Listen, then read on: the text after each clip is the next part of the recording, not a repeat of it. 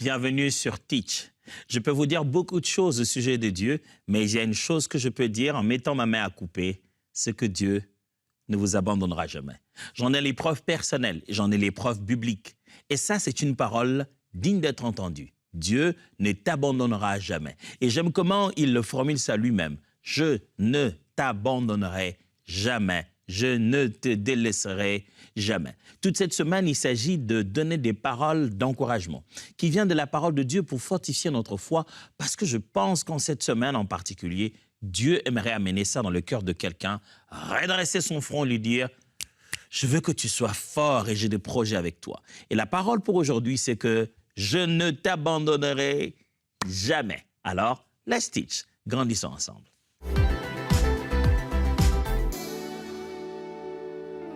Je voudrais pour cela lire avec vous un livre très connu, celui des Hébreux justement, la lettre aux Hébreux, au chapitre 13, à partir du verset 5 à 6, là où se dit une chose qui répète une chose qui est déjà dite dans l'Ancien Testament. Hébreux chapitre 13, versets 5 à 6. « Ne vous livrez pas à l'amour de l'argent, contentez-vous de ce que vous avez, car Dieu lui-même a dit, « Je ne te délaisserai point, et je ne t'abandonnerai point. » C'est donc avec assurance que nous pouvons dire, « Le Seigneur est mon aide, je ne crains de rien. Que peut me faire un homme ?» Paul est en train de, plutôt que ce que j'ai dit, l'auteur de livre aux Hébreux, parce que certains aiment l'accorder à Paul, et puis les preuves historiques ont tendance à montrer de moins en moins que ça puisse être vraiment Paul. En fait, ce n'est pas Paul. L'auteur paraît être inconnu, mais l'auteur aux livres hébreux est en train d'édifier des chrétiens qui sont d'origine juive, donc qui sont des parents hébreux, mais qui se sont convertis à la foi chrétienne. Et il aborde des sujets assez précis pour quelqu'un qui sort quand même du judaïsme. Il leur parle des sacrificateurs, il leur parle des choses. Puis il leur parle de la longue série sur la foi, les hommes des foi, ainsi de suite. Il commence à les encourager à ne pas abandonner leurs assemblées, à rester attachés au Seigneur. Et ici, il fait une suite de courtes exhortations. Au verset 5, il dit « Ne vous laissez pas avoir, ne vous laissez pas livrer, ne vous livrez pas à l'amour de l'argent. » Il donne des exhortations pastorales.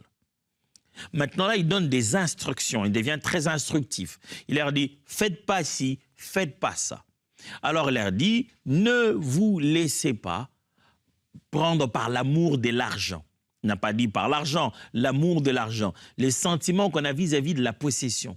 Comment on considère les moyens matériels et les moyens financiers aussi,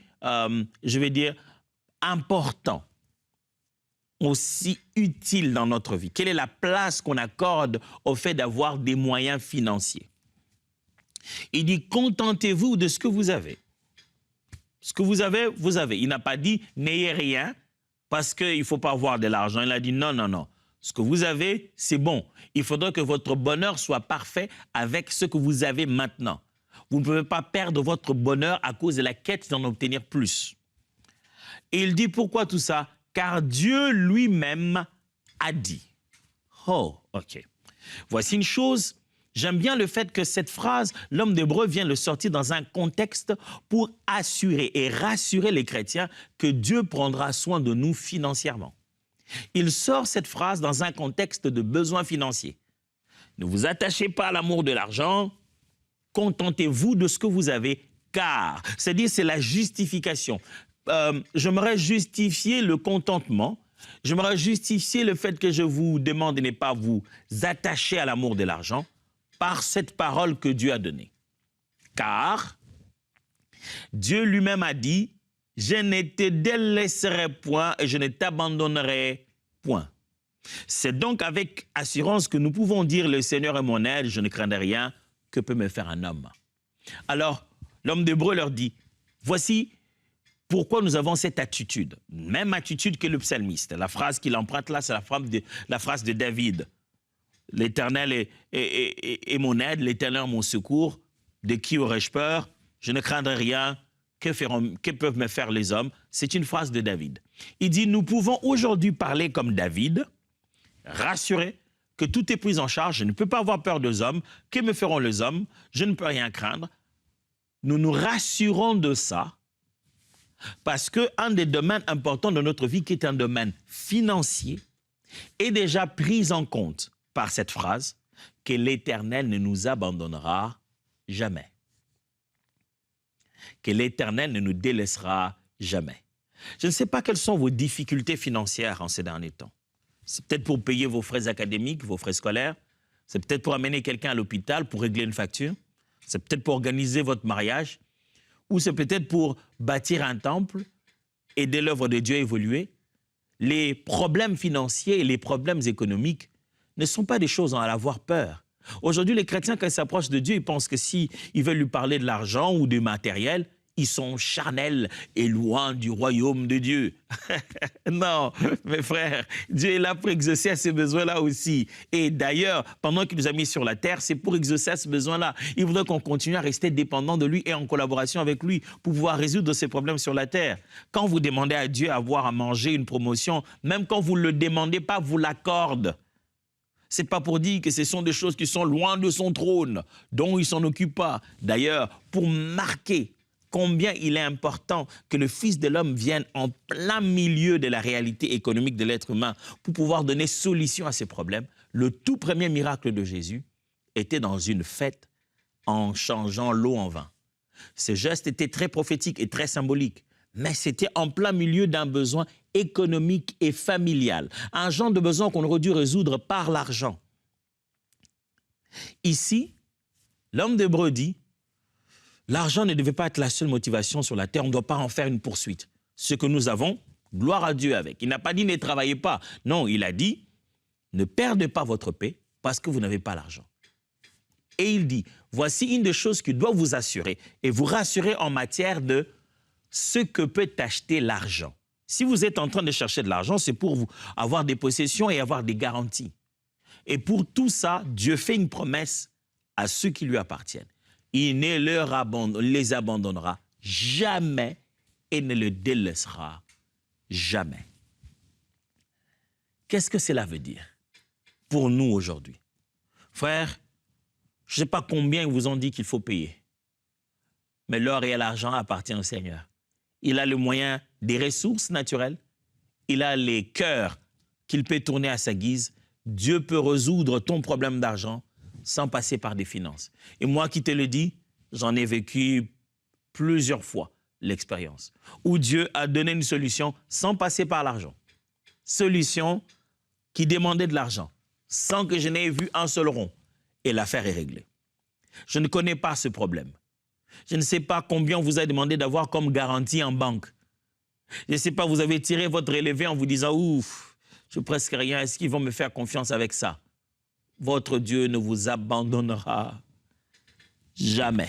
La banque peut refuser de vous accompagner dans le projet, mais votre Dieu ne vous abandonnera jamais. Le Dieu de la Bible ne t'abandonnera jamais. Je ne suis pas en train de dire, va te jeter dans la gueule du loup et fais n'importe quoi parce que Dieu ne t'abandonnera pas. Non, mais je dis, là où Dieu a fait promesse. Il a d'abord fait promesse que tes besoins fondamentaux seront pris en charge. Dieu s'occupera de toi. Il a aussi fait promesse que là où il a donné sa parole, il a donné son oui qu'il sera là. Il ne rebrousse jamais un chemin. Quand il s'est engagé, même quand ça devient plus compliqué, il n'abandonnera jamais. Je ne t'abandonnerai jamais. J'aimerais faire écho de cette même phrase de plusieurs manières. Cette même phrase du Seigneur, je ne te délaisserai jamais, je ne t'abandonnerai point. J'aimerais le redire de 4 manières pour être notre parole d'encouragement d'aujourd'hui. Premièrement, ça signifie « je ne te laisserai pas seul face au danger ». Cette phrase du Seigneur est répétée de plusieurs manières. Il le dit à Josué, il le dit à Josué, là, quand il veut commencer sa mission, « je ne t'abandonnerai pas, je ne te délaisserai pas ». Il le dit à plusieurs autres serviteurs de Dieu sous plusieurs formes. Cette phrase signifie « je ne te laisserai pas seul face au danger ». Écoutez-moi mon frère, écoutez la voix du Seigneur ma sœur. Le Seigneur dit « je ne te laisserai pas seul face au danger ». Il n'a pas dit que ça ne te fera pas peur. Ça fera peur. Il n'a pas dit que ça ne te fera pas trembler. Ça va faire trembler. Mais tu n'es pas seul. Oh Seigneur, ça vient droit vers moi. Ça va, il n'y a pas de problème. Mais Seigneur, ça me fait peur. Il n'y a pas de problème, je suis là. C'est ce que Dieu essaie de te dire. Pour que je te prouve que je suis là, ça ne doit pas cesser d'être effrayant. Pour que je te prouve que je suis là, ça ne doit pas cesser de s'avancer. Je suis là, laisse-les venir. Je suis là, laisse-les avancer. Je suis là, laisse-lui faire des grimaces qu'il est en train de faire. Mais une chose est sûre, je suis là avec toi. Je ne t'abandonnerai jamais. Je ne sais pas quel est le danger qu'il y a devant toi. Tu regardes les nombres de jours qui restent par rapport au mois, tu te dis, mais Seigneur, la date butoir est là. Et tu vois ça comme un danger. Dieu dit, on le fera ensemble. On le fera ensemble. Il y a un merveilleux dicton africain que j'ai probablement déjà dit ici. Ce dicton dit ceci. Un jour, la fourmi s'avançait devant un pont et ayant peur du fait que le pont était fait de lianes et bougeait, il a vu passer un éléphant. Et l'éléphant qui voulait traverser le même pont, la fourmi est montée sur le dos de l'éléphant. Et l'éléphant a commencé à marcher, traversant le pont. Le pont bougeait. On sentait que le pont bougeait. Et la fourmi s'est mise à dire à l'éléphant, « Ah, tu vois comment toi et moi, on bouge le pont ?» Ah ouais, quel kilo il a par la fourmi. Il dit à l'éléphant, « Tu vois comment toi et moi, on bouge le pont ?» Ah non, sérieux, vous deux, c'est vraiment vous deux qui bougez le pont. Mais bien sûr qu'il a raison. Il est sur le dos de l'éléphant, eh bien, c'est eux deux qui marchent ensemble. Les pas de l'éléphant font déplacer la fourmi. Et c'est avec fierté que la fourmi dit, tu vois comment toi et moi, nous bougeons le pont. Comme si on le laissait seul sur ce pont, elle allait bouger le pont. Mais il se cache dans les compétences de l'éléphant. Bien-aimé, cachons-nous dans ses compétences, ce Dieu puissant. Ce danger te fait peur parce que bien sûr, tu es qu'une fourmi, c'est très grand pour toi. C'est vrai et Dieu le sait. Dieu sait que c'est beaucoup plus grand que toi. C'est plus difficile que les études que tu as faites. Ça te fait peur et les dangers énormes. C'est un endroit où tu n'es pas habitué. C'est un montant que tu n'as jamais touché. Dieu sait. C'est pourquoi il dit, je ne t'abandonnerai jamais. Il est là avec toi pour qu'après tout ceci, tu te dis, Seigneur, regarde comment toi et moi, on est milliardaires. Tu sais le pauvre que tu es. Mais tu sais que si vous êtes arrivé à clôturer cette affaire avec une somme aussi élevée, c'est parce que l'Éternel, lui, il est le riche qui t'accompagne. J'ai une bonne nouvelle pour toi. Dieu ne te laissera pas seul face au danger. Cette phrase veut aussi dire la deuxième chose. Je ne te décevrai pas quand tu auras besoin de moi. Je ne te décevrai pas quand tu auras besoin de moi. Le Seigneur veut nous faire comprendre qu'il est conscient que nous, en tant qu'êtres humains, nous faisons des fois appel à des aides différentes. On demande à quelqu'un de nous aider et on a des promesses. On a sur la terre autour de nous des gens qui peuvent nous prêter main de secours.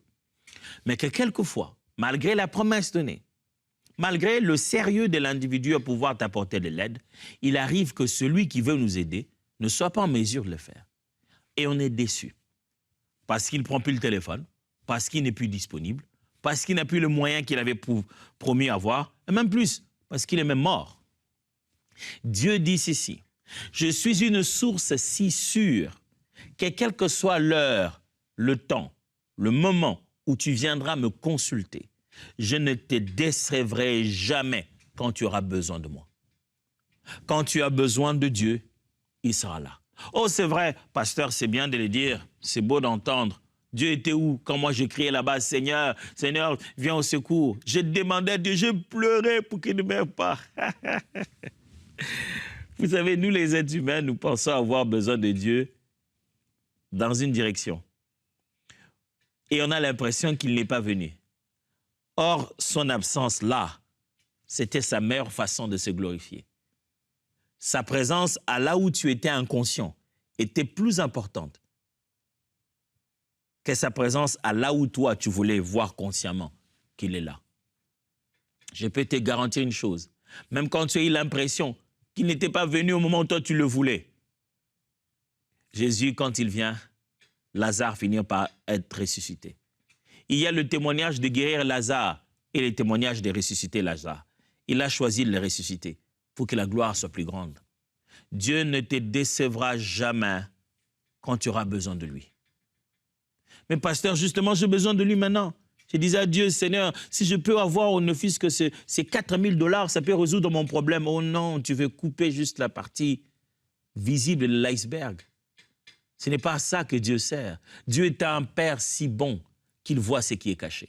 Ce que tu crois être son absence, ce que tu crois être une déception là, demain tu vas te rendre compte qu'il est beaucoup plus intelligent que tu l'imagines. Il a des formules plus complexes pour résoudre nos petits besoins. Il le connaît très bien. Et quand il vient le résoudre, après tes larmes, tu vas essuyer des larmes en train de rire et dire « Dieu, tu es incroyable. » Non, mais Dieu, moi je pensais.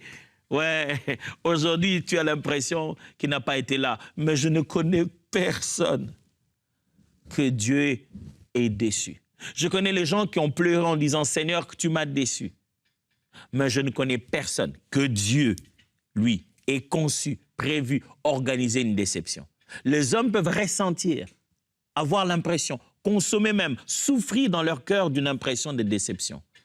Mais le jour où Dieu révèle son plan, nous finissons par dire « Pardonne-moi Seigneur, je ne sais pas. » Vous savez, quand les gens sont en train de flageller Jésus, l'insulter, le placer à la croix, Jésus se dit « Il ne faut pas que j'attende. » Ces gens ne sauront pas, ils ne comprennent pas ce qui se passe maintenant. Mais je ne dois pas attendre qu'ils le comprennent.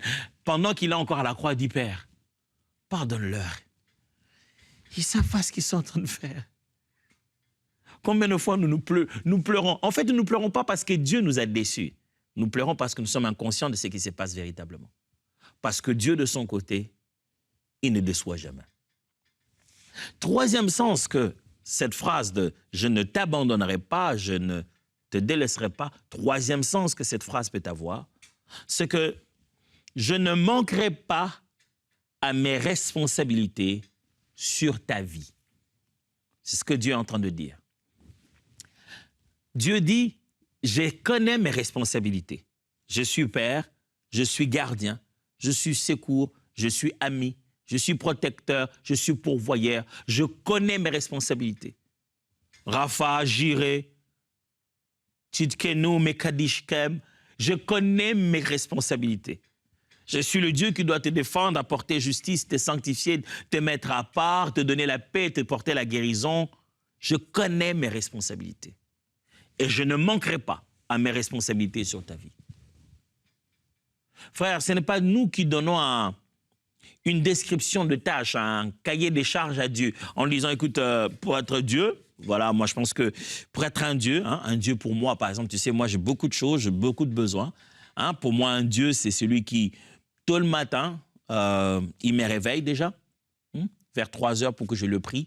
Il me réveille à 3 heures et lui-même me remplit de son esprit pour que je le prie et me donne la force pour que je me mette debout. Ça, c'est un Dieu.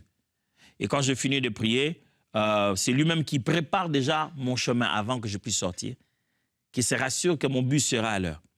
C'est le Dieu qui, avant que j'en arrive au bureau, il a préparé déjà le cœur de mon patron sur nos conversations.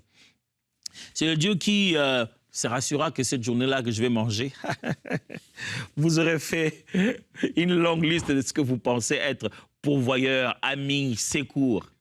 Ça sera toujours plus bas par rapport à ce que Dieu lui-même s'est donné comme standard pour être ton Dieu.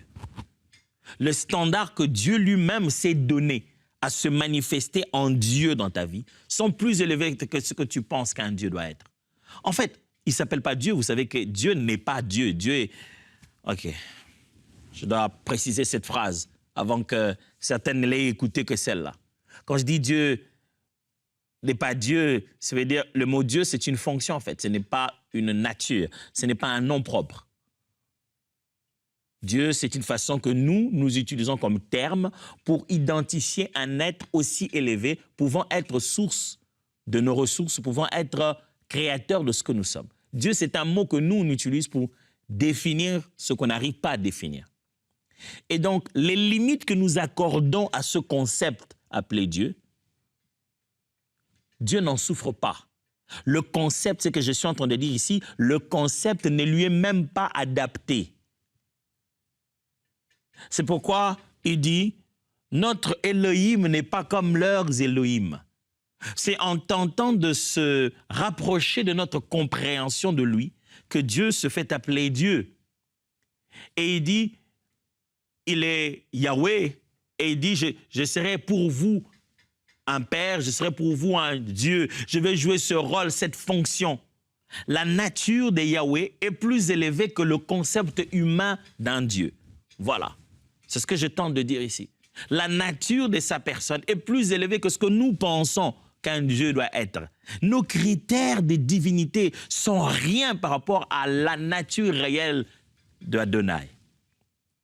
Et quand il a ses responsabilités, il ne les a pas parce que nous le connaissons. Dieu ne respecte pas ses responsabilités parce que nous savons ce que c'est qu'un Dieu et ce qu'un Dieu doit faire. Non, il respecte au nom de lui-même. J'aime comment il dit « au nom de moi-même », en l'honneur de moi. Dieu le fait pour lui. Il sait que tu ne peux même pas vérifier. Combien d'entre nous se souviennent de prières que nous avons faites il y a 5 ans, 10 ans, 20 ans, pour lesquelles il avait dit oui, il les fera. Tu as complètement oublié. Il était 50 ans, il l'accomplit comme tu lui avais demandé quand tu avais 5 ans. Et il l'accomplit pour tes enfants pendant que tu es déjà dans le tombeau. Dieu n'a que critère, n'a que arbitre lui-même. Et c'est ce qui fait de lui un Dieu incroyable. Il ne ment jamais, même quand il n'a pas de témoin pour veiller sur lui. Il ne ment jamais. Et il ne manquera jamais à ses responsabilités sur ta vie. Il sait ce qu'il doit être, ce qu'il doit faire, comment il doit se concentrer, se comporter en Dieu. Il le sait. Et là, il nous donne la garantie en disant « Je ne manquerai pas à mes responsabilités ». Et enfin, quatrièmement, « Je ne t'abandonnerai jamais » peut sonner aussi comme ceci. Je ne te priverai jamais de mon soutien dans le processus. Dieu dit, pendant que tu passes par un processus, tu quittes un point A vers un point B, tu as commencé quelque chose et tu penses arriver au bout de ce que tu fais. Et le processus par lequel tu passes, ayant besoin de moyens matériels, financiers, des ressources humaines, ayant des étapes où des choses changent, ayant besoin de secours, pendant ce processus-là, sache-le aussi, que je ne te priverai jamais de mon soutien. Je te soutiendrai, j'aime comment il est dit au peuple d'Israël dans le livre d'Ésaïe. Il dit, quand tu passeras par l'eau, il ne te submergera pas. Dans le feu ne te brûlera pas. Il dit, quel que soit le moyen, quel que soit le passage, que tu voyages par mer, et que tu sois dans un danger, dans le feu, je me rassurerai que mon soutien est disponible. J'aime comment il fait cette promesse à Israël. Il dit, l'eau ne t'engloutira pas, le feu ne te brûlera pas. Dieu, de quoi tu parles? L'eau, il engloutit automatiquement, il n'a même pas le temps. L'eau ne réfléchit même pas. C'est un principe naturel, tu es directement dedans. Le feu n'a même pas besoin de choisir qui tu es, il te brûle. Il dit non, c'est là que tu comprendras que je peux donner des ordres à ces éléments-là et avoir un comportement différent pour ton cas. Le feu restera feu, l'eau restera l'eau. Le feu restera feu, il brûlera les militaires et les soldats de Nebuchadnezzar, mais il ne touchera pas aux amis de Daniel. Les lions resteront lions avec leur faim, mais ils ne mangeront pas Daniel. C'est ce que Dieu dit ici. Je ne te priverai jamais de mon soutien pendant que tu passes dans un processus. Processus obligatoire, devant les mêmes problèmes, les mêmes défis que tout le monde. Il faut rencontrer tel militaire, il faut aller à tel bureau. Le même procédure, les mêmes processus, tu passeras par les mêmes souffrances, mais leurs effets seront différents sur toi. Pourquoi? Parce que je ne te priverai jamais de mon soutien dans le processus. Mon frère, ma sœur, je ne sais pas par quel processus tu es en train de passer. Je ne sais pas combien ça fait mal. Les chimios, Je ne sais pas combien ça fait mal. L'attente où tu dois attendre, on doit donner une réponse. Mais Dieu a dit ceci. Je ne te priverai pas de mon soutien pendant le processus. Puis-je répéter cela? Je ne te priverai pas de mon soutien pendant le processus. Parce que même quand tu traverseras la vallée de l'ombre de la mort, l'Éternel sera là avec toi. Que cette parole d'encouragement entre dans ton cœur, dans tes entrailles, dans ton esprit. Que ton homme intérieur l'entende. Que tes muscles et tes os s'en nourrissent. Parole de l'Éternel. La Bible dit, il envoya sa parole le guérit. Que tout en toi entende ces vérités éternelles, sorties de la bouche du Tout-Puissant. Je ne t'abandonnerai jamais. Je ne te délaisserai jamais. Reçois cette parole. Sois encouragé.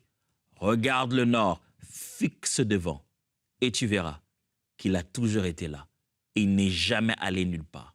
Qu'aujourd'hui soit le jour où tu vas te redresser, arrêter ton deuil, sortir de ton déboire, changer d'attitude, parce que tu n'es pas seul.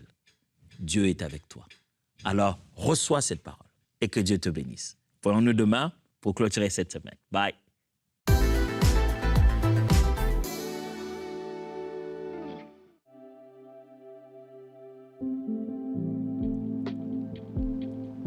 Dieu est bon et fait vraiment des choses à merveille.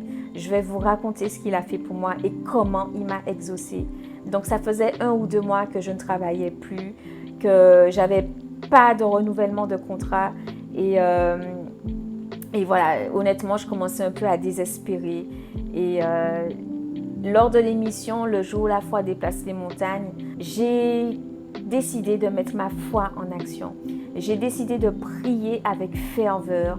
J'ai déclaré des bénédictions pour le travail.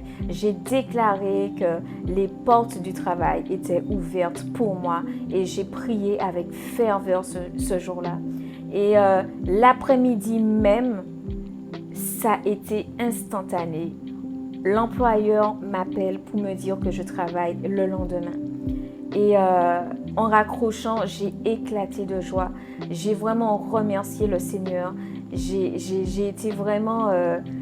j'ai été bénie ce jour-là. Et je sais qu'avec Dieu, rien n'est impossible.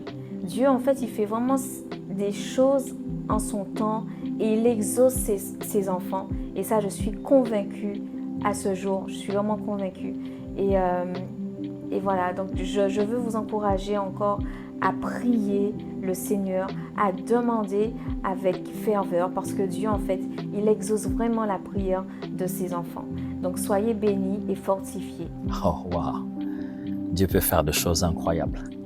À travers cet instrument EMCI TV, on ne peut pas imaginer jusqu'où le Seigneur peut aller, jusqu'à combien de gens le Seigneur peut toucher, jusque dans quel pays il peut aller, jusqu'à quel point il peut affecter les vies. Les corps sont guéris, les âmes sont transformées, les esprits sont bouleversés, baptisés du Saint-Esprit.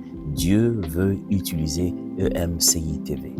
Et il voudrait que vous et moi, nous puissions marcher ensemble et aider cette œuvre à atteindre ses buts. Notre plus grand rêve, c'est que chaque maison dans la francophonie et même chaque téléphone, chaque outil ait le nom de Jésus prononcé. Et à travers ces outils, les peuples soient enseignés et préparé à son retour.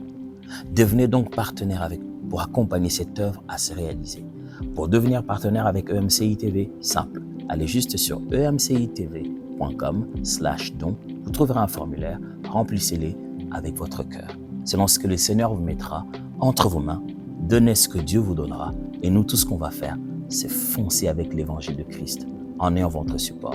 Alors, nous comptons sur vous. Devenez partenaire dès maintenant.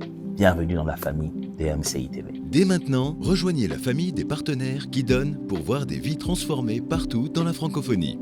Pour faire votre don, rendez-vous sur emcitv.com/don.